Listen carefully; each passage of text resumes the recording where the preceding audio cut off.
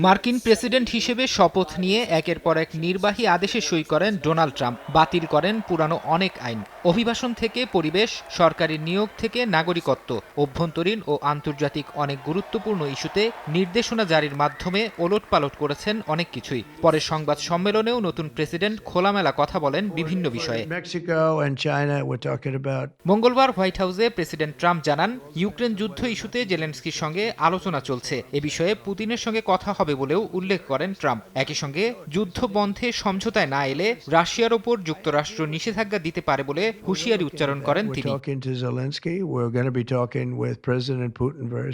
চীন ও কানাডার উপর যুক্তরাষ্ট্রের শুল্ক আরোপের বিষয়ে আগে থেকেই তুমুল আলোচনা চলছিল। এবার আরও এক ধাপ এগিয়ে সংবাদ সম্মেলনে ট্রাম্প হুমকি দিলেন ইউরোপীয় ইউনিয়নের ওপর বাণিজ্য শুল্ক আরোপের। তিনি বলেন, যুক্তরাষ্ট্রের সঙ্গে দীর্ঘদিন ধরে ভারসাম্যহীন বাণিজ্যিক সম্পর্ক আছে ইইউর। এই অবস্থা পরিবর্তনে বাণিজ্য শুল্ক আরোপ ছাড়া পথ নেই বলেও উল্লেখ করেন তিনি।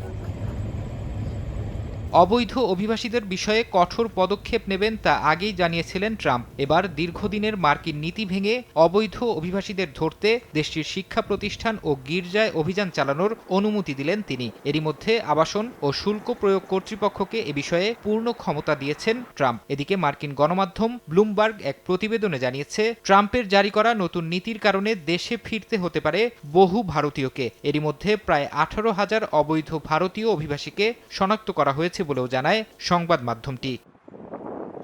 ফারহাদ চৌধুরী, সময় সংবাদ।